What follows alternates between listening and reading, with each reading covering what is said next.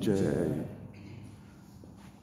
Your goodness has perfect vision. You yourself can know the super soul personality of Godhead because you are present as plenary portion of the Lord. Although you are birthless, you have appeared on this earth for the well-being of all people. Please, therefore, describe the transcendental pastimes of Supreme Personality of Godhead, Shri Krishna, more vividly. Prabhupada ki Jai. Srila Vyasadeva is the empowered plenary portion of incarnation of Personality of Godhead, Shri Krishna. He descended by his causeless mercy to deliver the fallen souls in the material world. The fallen and forgotten souls are detached from the transcendental loving service of the Lord. The living entities are parts and parcel of Lord, and they are eternally servitors of the Lord. All the Vedic literatures, therefore, are put into systematic order for the benefit of the fallen souls, and it is the duty of the fallen souls to take advantage of such literatures and be freed from the bondage of material existence. Although formerly Srila Narad Rishi is his spiritual master, Srila Vyasadeva is not at all dependent on the spiritual master because, in essence, he is the spiritual master of everyone else. But because he is doing the work of an Acharya, he has taught us by his own conduct that one must have a spiritual master, even though he be God himself. Lord Shri Krishna, Lord Shri Rama, and Lord Shri Chaitanya Mahaprabhu, all incarnations of Godhead, accepted formal spiritual masters, although by their transcendental nature they were cognizant of all knowledge. In order to direct people in general to the lotus feet of Lord Shri Krishna, he himself in the incarnation of Vyasadeva is delineating the transcendental pastime of the Lord. Om Gyanati Mirandasya Gyananjana Shalakaya Chakshurum Militam Yena Tasmai Shri Guruve Namah. Shri Chaitanya Manobhishtam Sthapitam Mena Bhutale Swayam Rupa Kalamayam Dadati Swapadantikam Vandeham Shri Guru Shri Yuta Padakamalam Shri Guru Vaishnavamsa Shri Rupam Sagrajatam Sahanam Raghunatham Vidam Tam Sajivam Sadvetam Savadutam Parijana Sahitam Shri Krishna Chaitanya Devam Shri Radha Krishna Padan Sagan Lalita Shri Vishakhan Vidansha He Krishna Karuna Sindhu Deen Bandhu Jagatpate Gopesha Gopika Kanta Shri Radha Kanta Namostute Tapta Kanchana Gaurangi Radhe Vindhyavaneshwari Vrishabhanu Sute Devi Pranamami Hari Priye Vancha Kalpatarubhyasya Kripa Sindhu Bhaivacha Patitanam Pavanebhyo Vaishnavibhyo Namo Namo Jai Shri Krishna Chaitanya Prabhu Nityananda Shri Advaita Gadadhar Shrivasadi Gaur Bhaktivinoda Hare Krishna, Krishna Krishna, Hare Hare, Hare Rama, Rama Rama, Hare Hare. Mukam karoti vacharam pangum gayate girim yatkrapatamaham vande Shri Gurum Dinatarinam Paramanandam Madhavam Shri Chaitanyeshwaram Narayana Namaskritte Naram Chaiva Narottamam Devim Saraswati Vyasam Tato Jayamudire Nashtiprayashu Bhadreshu Nityam Bhagavata Sevaya Bhagavate Tamah Shloke Bhaktir Bhavati Nashtiki Krishnaya Vasudevaya Deviki Nandanaya Cha Nanda Gopa Kumaraya Govindaya Namo Namah.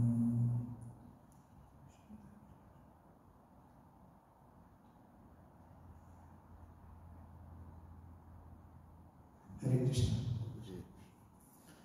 So, what's happening is The backdrop is Srila Vyasadeva has written everything, and now all the Vedas, everything is written, and but he is not very happy. So, for example, when we get confused in our life, for any reason, we go. Who do we go to? We go to an expert. For example, if I have some issues with my stomach, health issues, I'll go to a doctor. And when I have a problem with my car, I go to a mechanic, because those people are authority in that particular aspect. So when Vyasadeva, when we get confused, but what happens is, isn't it funny that when we get confused about our spiritual life, we go and ask our friends. And that friend is completely, in a mode of ignorance, and we say, hey, what do you think of spiritual life? He goes, it's rubbish. I say, yeah, my friend said it's rubbish, so it's rubbish. Because for everything else we look for experts, but spirituality anyone can give. So, but Vyasadeva is the literary incarnation of the Lord, and because he is an incarnation of the Lord, he knows everything. The first verse of Srimad Bhagavatam, it is described as God, Lord, as Avigna, Abhigya. It means everything. He knows everything. Present, past, future, right, left, everything. Like, we don't even know about ourselves. How many hair strand I have, I don't know.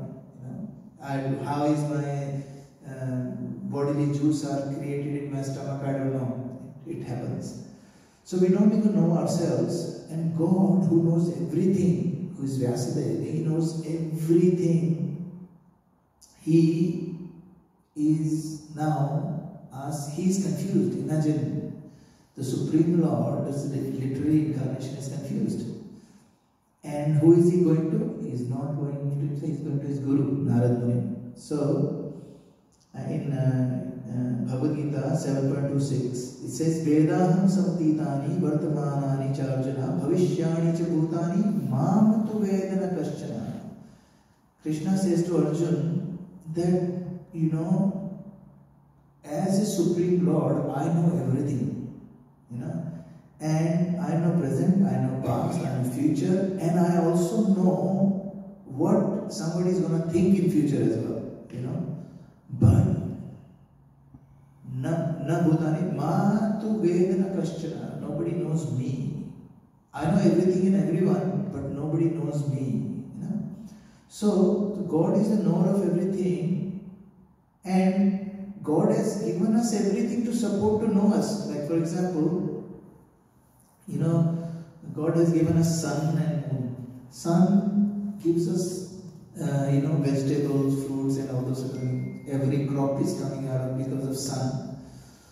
However, and moon is responsible for giving 6 kind of rasas to all the vegetable and fruits. So nowadays they have artificially ripened fruits. The reason why they don't have any taste, because they are not ripened in the moon. They haven't seen the moon. So as soon as they are green, they are plucked, put it in a basket or chemically induced place, and then they artificially ripen. That's why the taste, the rasa, is not there in those fruits and vegetables. So the Lord has given us everything. Like, this is our physical nourishment. He's given us fruits, vegetables, air, light. For emotional support, He has given us mothers, father, friends, family.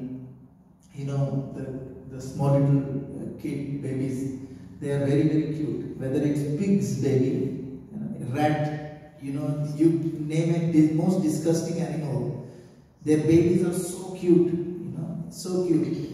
Because God has, and somebody asked Prabhupada, why is God made all the babies are cute, whether it's Ravana's baby or Kumbhakarna's baby, they're really cute. Why?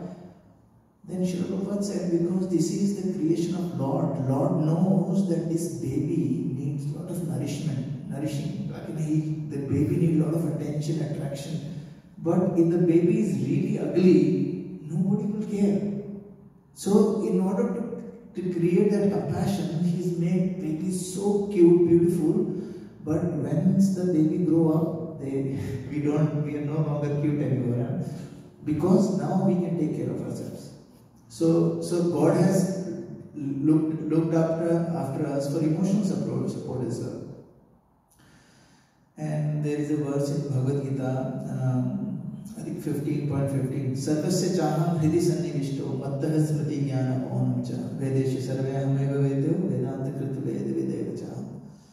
Krishna says that mattah smriti jnana apohanam cha. From me comes remembrance, forgetfulness and knowledge. All three comes from me. So somebody wants to forget Krishna, they need who? They need Krishna. They need the mercy of Krishna. So Krishna has given us emotional support in terms of everything. We want to go away from Krishna, Krishna will do things in our life, we will go away from Krishna. And that's why it is very important for us to contemplate on this, that whatever is happening in my life, the only person who is responsible for is who? Me. Nobody else. Krishna is so merciful, it's like rain is happening. Krishna's mercy is like rain, pouring down rain outside. You know, and people have closed their doors and under the cover, or even if they are inside, outside, they have this umbrella or rain jacket, because they don't want mercy of Krishna. And then Krishna doesn't interfere. And the people who want to know God, well, Krishna says in 10.10, Tesham satati yuktanam bhajatam priti purvakam dadami buddhi yugantam yena mamupyantite. He says, people who really want to know me, I give them dadami buddhi yogam. I give them buddhi yoga so that they can yena mamupyantite, they can come to me. So I give them. So Krishna is responsible for his mercy is always there. It's up to us. We want to grab it or not. You know, some people, we all want to get out of our anarthas. We are all trying with chanting in the morning. You know. And because we have an inclination, somebody told us, hey, go and do 6 few rounds, say Hare Krishna Mahamantra, and suddenly we were so attached to so many things and now they don't bother us. No alcohol, no problem. No meat eating, no problem. Illicit sex, no problem. Intoxication, no problem. Gambling, no problem. Have no problem. Tea, coffee, no issues. I mean, if you tell someone, if you would have told me this 12 years ago, like, what are you talking about? What life is that without all of this? But now, it slowly, gradually, automatically, we don't have to worry about it anymore. Why? Because we want to go closer to Krishna. So Krishna says, Dadami buddhi yogam tam yenamam. He gave us the knowledge to go and sit with a devotee, go and stand there, go and take mercy, go and ask them questions, look for Guru, things like that. So he guides us, you know. And now we don't have to worry about, you know, I remember I was talking to one of my Bhakti Raksha members. She was saying she was so attached to that Sahas Bahu serial, you know, that those TV series with all the soap operas and stuff. And she was so addicted to it, and now suddenly she thinks about it and she feels like, oh, such a waste of time, waste of my consciousness. I don't want to do it. Why? How does it happen? How does that transform? How did it transform? Dadami buddhi yogam tam yenamam upyantite. That knowledge came from Lord. Lord has enabled them to. I remember one day when I was struggling, like 2013-14, I was struggling materially. Spiritually there was no struggle because there was no spiritual life. There was no struggle. But physically, materially, I was really struggling. And then suddenly, Chirag Prabhu's older, Ojasvi Prabhu, he asked me to come to Bhakti Raksha. And I was like, okay. And I kept telling him, no. For so many months I said, no. And then, because I used to work for Chirag Prabhu's older brother, I have to make sure that I'm looking after him. So I can't tell him no so too many times. So he said to me, Brijesh, what are you doing next week? And I said, nothing, Prabhu. No, Prabhu, nothing. Was just like, I said, okay. So Friday, class come. I said, okay, that's fine, I'll go. And just to please him, just to make sure that I'm pleasing my boss's older brother, I went. And I did not understand anything. Zero. Like I was sitting there thinking, oh my goodness, when is this going to finish? When is this going to finish? And then suddenly, class finished and there was prashadam. And my wife, she is from South America, so we don't eat that much Indian food at home. So it was Indian feast, not food. And I was like, wow, this is incredible. So next week, before he asked me, I said, I'll come. And two reasons I went. One was prashadam, and second one was so that I'll please him. So that next time he can't tell me that I'm giving him excuses. I'll go. Next time I went there, and it was Jagannath Ram Prabhu giving class. And I remember that day, the class finished at around 8:45, and I went straight to Jagannath Ram Prabhu, sat with him from 8:45 to 12:30 in the night. I did not leave him. I kept asking questions, and then on that day, because he was saying, if you chant 16 rounds, not even you, your 7th generation to come, and your 7 previous generation will go back home back to Godhead. And I was like, that can't be possible. So I asked him, simple, Prabhu, is it true?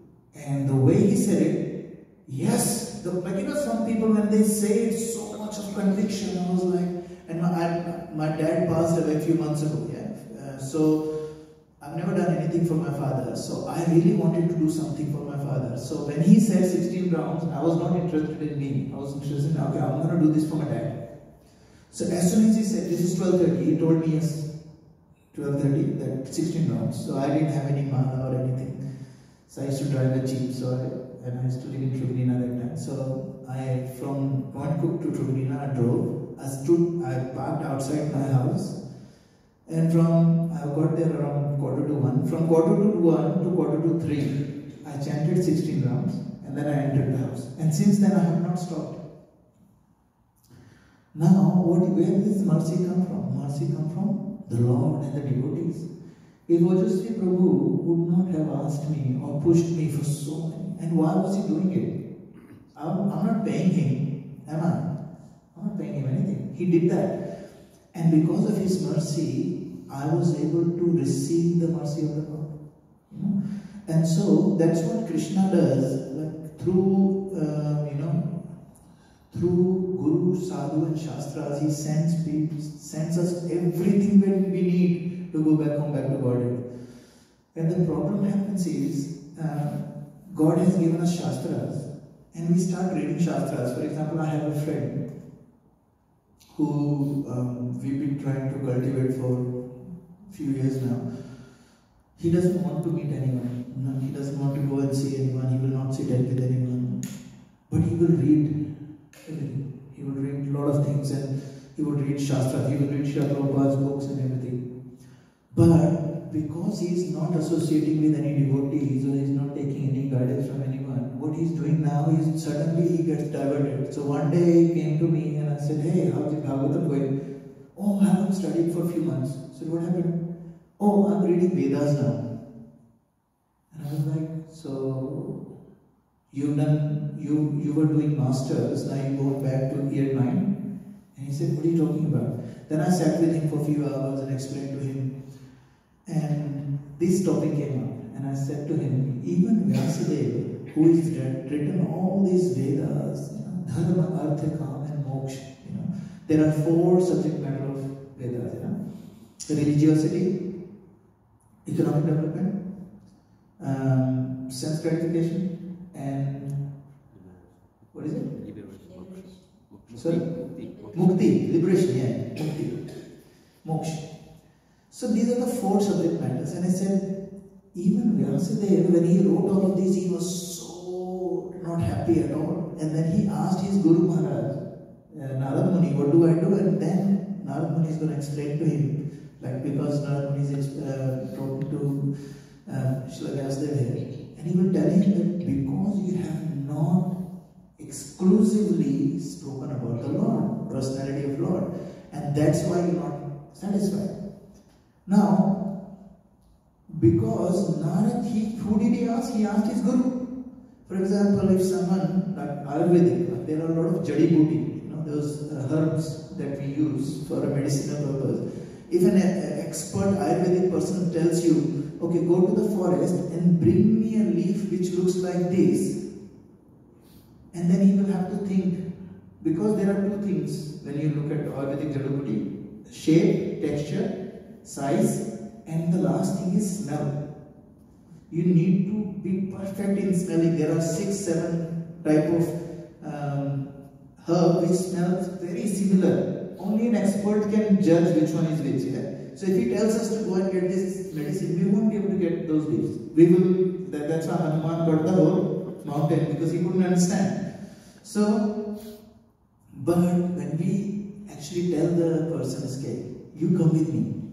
That means you come with me on a journey for me to find that jadi booty. That's what we do with Guru. Say, Guru Maharaj, please come with me on my journey.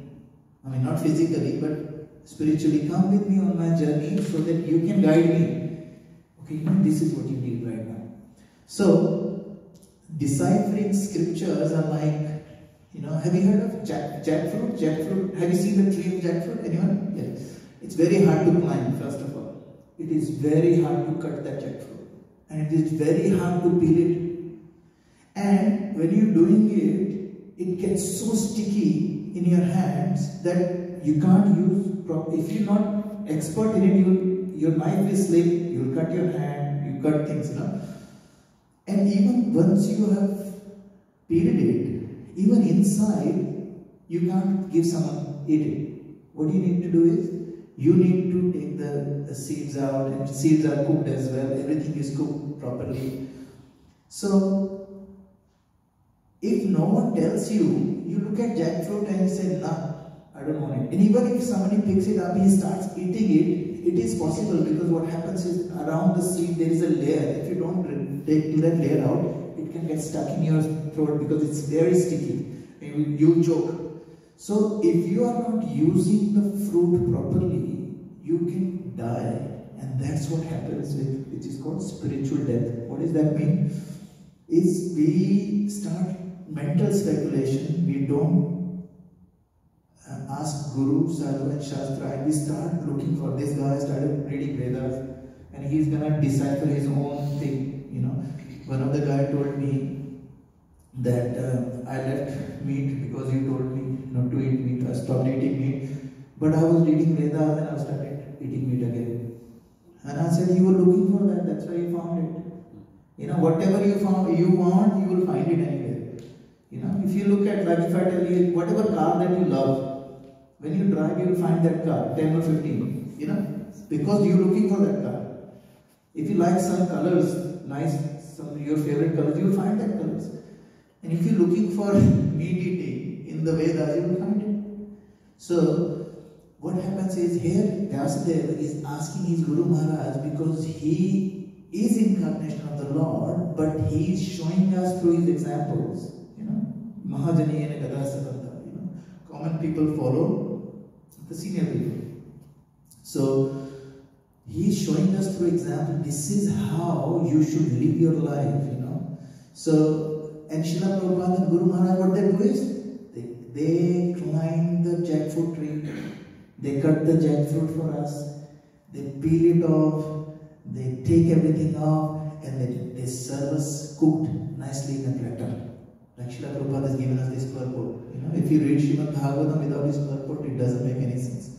So he's given it to us because he knows there is a danger in reading this on your own. And that's why it is important. The position of Guru is highly, highly revered in our Shastras.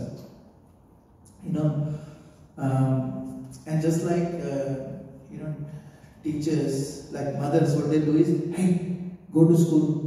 She was telling my son, because he was saying, no, I don't want to go to school today. And she will sometimes used to say, okay, when you come home, I'll make you your favorite thing.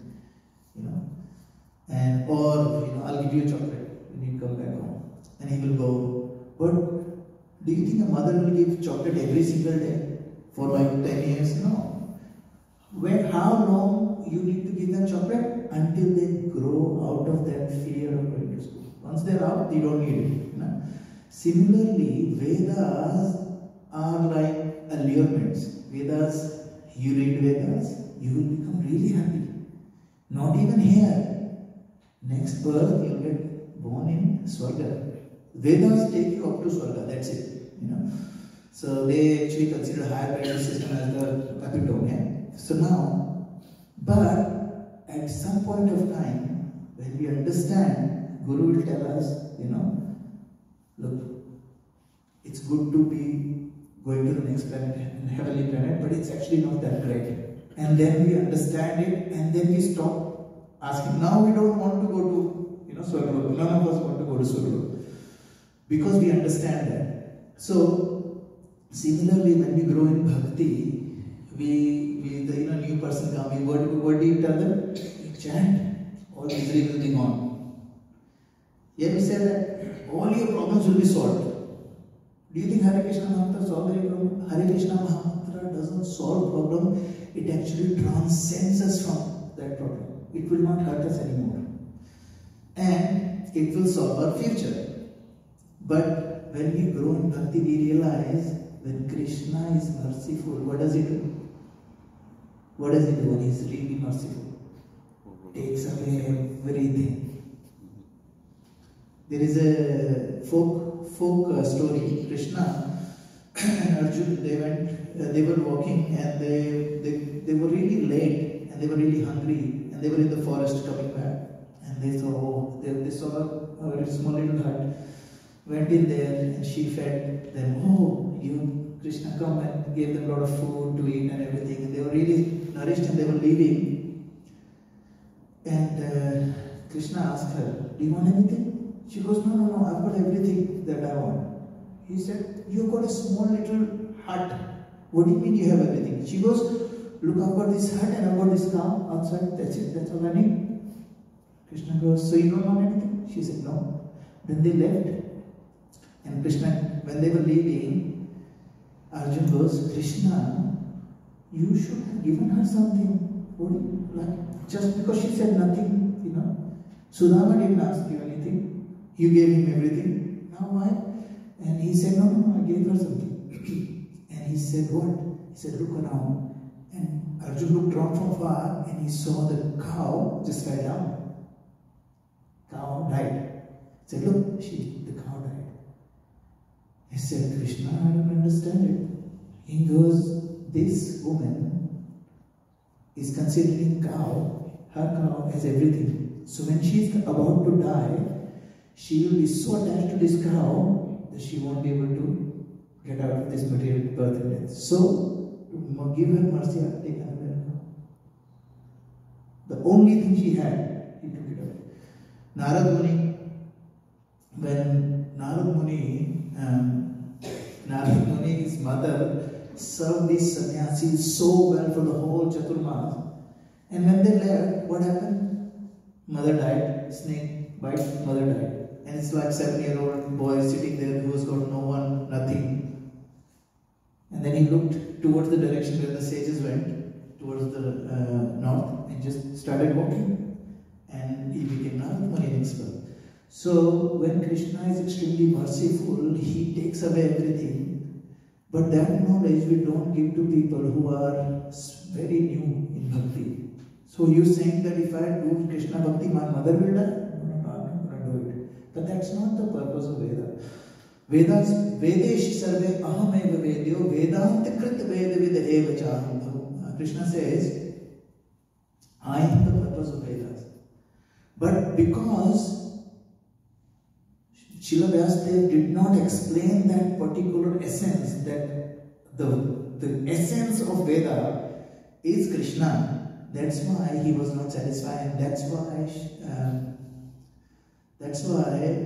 Narad Muni said, hey, you're going to write Srimad Bhagavatam, write specifically glories of Bhagavan Krishna, and only Bhakti Yoga, nothing else, no Dharma, Jnana, or whatever it is, just Bhakti. bhakti hoga, and then you will be satisfied.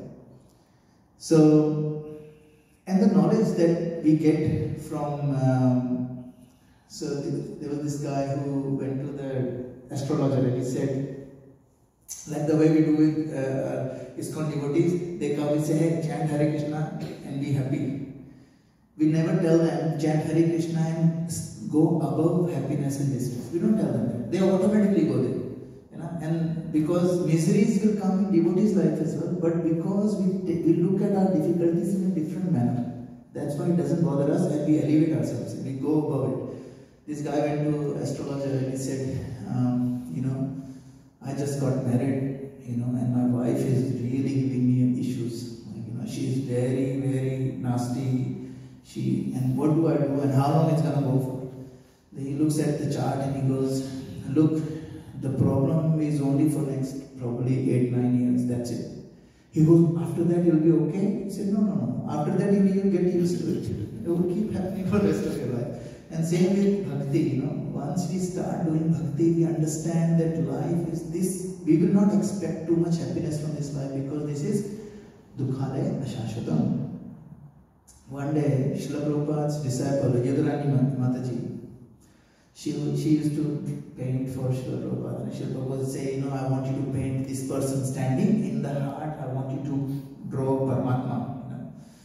Now, Paramatma is who? We know Paramatma is 400 form, Shakti Chakra Gada Padma and all those other things. But Mataji has had a question like whether in South, there are Krishna is lying down, like Vishnu is lying down. So she was thinking, should I put lying down Vishnu as a Mahavishnu or just like standing up? So she asked Srila Prabhupada, she goes, Srila Prabhupada, I just wanted to ask you, how do I know, should I make Krishna stand up or lie down? And you know what he said, Srila Prabhupada said, it will take you 10,000 lifetimes of austerity to find out whether Krishna is standing or lying down. And she was like, oh my goodness, what do I do now? And then he paused and then he said, but because you have asked me, I'll tell you. He's standing up. And then he explained to his disciples, this is what we need to do. We need to go and ask the authority. Why do we have to go through the whole thing that Srila Prabhupada has gone through? No need of reading anything else other than Srila Prabhupada's book, because it's like instead of cutting the jackfruit, Srila Prabhupada has created a beautiful dish with the jackfruit. All you have to do is sit there and eat. That's it. And that's what Srila Vyasadeva is going to do now. And that is the importance of Guru Shishya Parampara, where somebody was asking me a few days ago. He said, Krishna had a guru. Why? What kind of knowledge Krishna is going to get out of it? Krishna knows everything. He doesn't need a guru. And then I was contemplating on it, but I said yes. I'm going to give an answer. Guru, he doesn't need a guru, but when he descends to this world, he takes the guru because Mahajaniya Gata Sabda. He needs to show us example. So he will get it. So there was a story where Ishwar Prabhu was the guru of Chaitanya Mahaprabhu. So when he was with his Guru Maharaj, he was serving him, and at the end of the teaching, Guru Maharaj was very happy with all the disciples. He was giving out gift. He was saying, what do you want? So he said, Guru Maharaj, can I have your chappal? Here you go. Then he will ask other Guru, what do you want? Other disciples. He said, oh, can I have your kamandalu, the old one? Here, take it. So anything he was giving, he was so happy. Then he came to Ishwar Prabhu, and Ishwar Prabhu said, my biggest gift to Guru Maharaj is you. So you don't have to give me anything. You are my biggest gift. So Ishwar Prabhu's Guru was so happy, he blessed him. You know what he's blessing? He said, Supreme Lord will come as your disciple. And that's why he was there.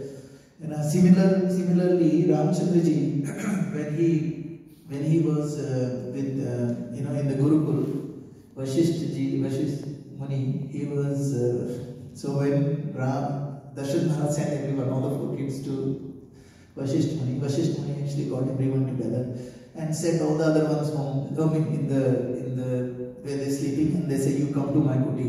He took all the four and he sat them properly asana, and he just got down in his knees and folded his hands and said, "Maharaj, Guru," he said, "Bhagwan," to Shri Ram, "you are Supreme Personality of Godhead. What are you doing?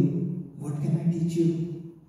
I am everything I am is because of you. What can I give you? You know?" And then Shri Ramchandra told him that, "Look, I'm doing Naralila. You know, I am creating example. So you do it as a service to me. Take me as your disciple and let me serve you as a humble, on the ground disciple, so that I can show the world this is what the purpose of life is, And so Jiva, like we all are here to enjoy, And we want to enjoy in bhakti as well. That's why we have amazing prasadam and all those sort of things. One day Srila Prabhupada actually told one of the disciples goes to Srila Prabhupada and says, "Srila Prabhupada, I want to marry 2 more girls." He's already married Grastha. And Srila Prabhupada said, "What happened to you?" And he goes, No, I was reading Vedas." Srila Prabhupada looked up and okay, you're reading Vedas. And he goes, if you look previously, all these kings and they had multiple wives, polygamy. Why is it not? Why can't I get me a few more wives? And Srila Prabhupada laughed because sometimes he gets angry, but sometimes he becomes really funny. He goes, "Look, there was a Bengali thing called Dhak ke teen paat. Have you heard of that? It's like, have you heard of Kai Bhains Pani Mein? That means once a buffalo goes into water, you cannot take them out. So this disciple has gone into this. He goes, "It's very hard to take you out." That's what he was saying. But he said, "Look, olden days, they were majority of the people will take brahmacharya, ajivan brahmacharya. They will be nashtik brahmachari and they will take sannyas. Majority of men, they will be taking. So women will have no one to marry. And in order for them to give shelter, the Kshatriyas will take, even Brahmanas will take multiple wives. And with the consent of the other wives, obviously. But he said that was that time. Now you can't even handle one. You want multiple. If your wife is 100% satisfied with you, you come and talk to me." And then that is never said anything. So the purpose of scriptures is not to satisfy our senses. Purpose of scriptures is to, what is the purpose of scriptures? To satisfy who? Vishnu, yeah. To satisfy Krishna. We have to satisfy Krishna because Krishna is like a root of the tree. Right? If you water the root, everything else gets flourished. If you water the leaves and stuff, doesn't work. So, in order for us to get the right meaning of scriptures, we have to take shelter of Guru. And here Srila Vyasadeva was very, very clear in this message. He's gonna talk about this when he starts praising Narad Muni. After he finishes saying, "You got to write Bhagavatam," then he starts talking about how grateful he is as a disciple to his Guru Maharaj.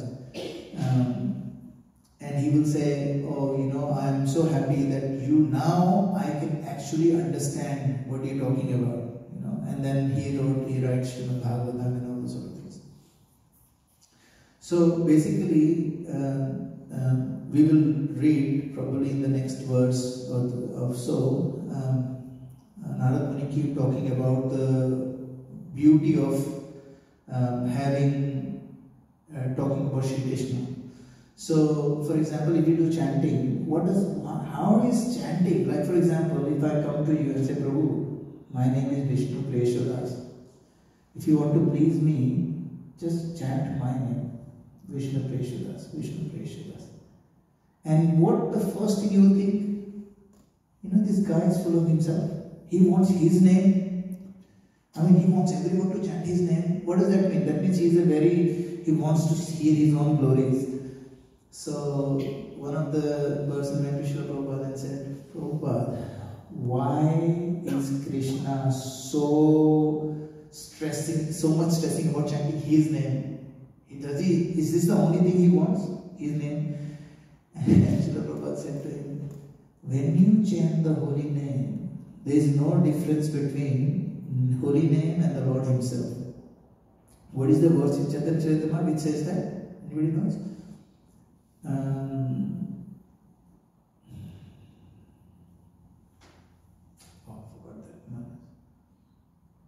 Abhinatvam Nam Namina. What was this? How does it start?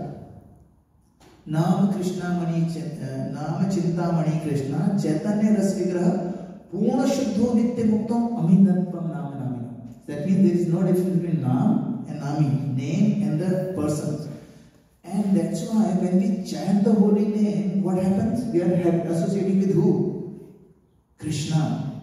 And there is a saying, whatever you associate with, you will get their qualities. You want to become a millionaire, you hang out with millionaires.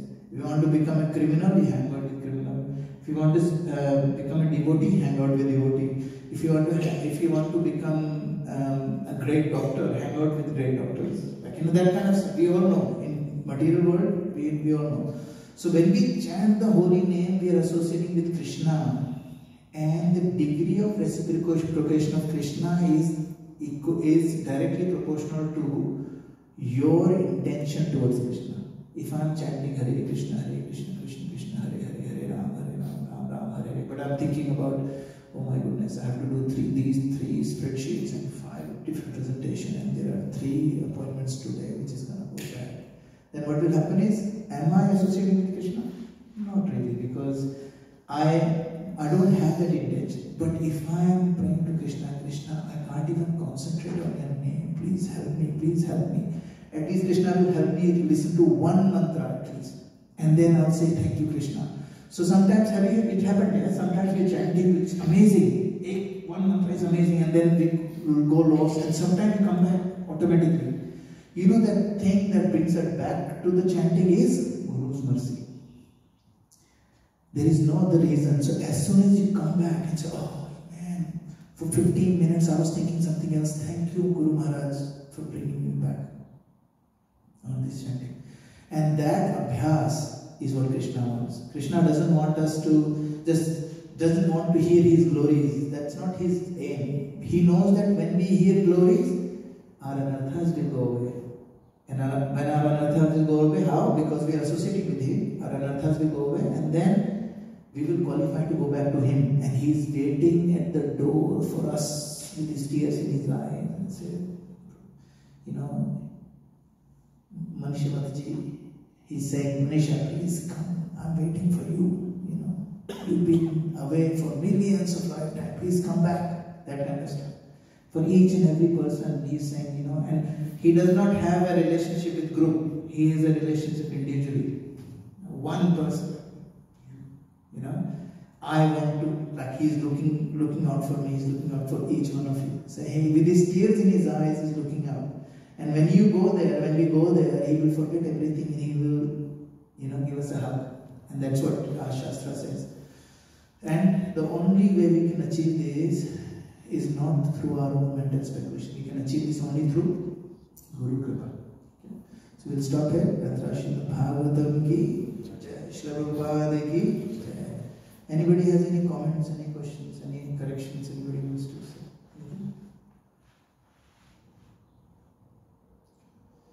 Radha Srimad Bhagavatam ki jai.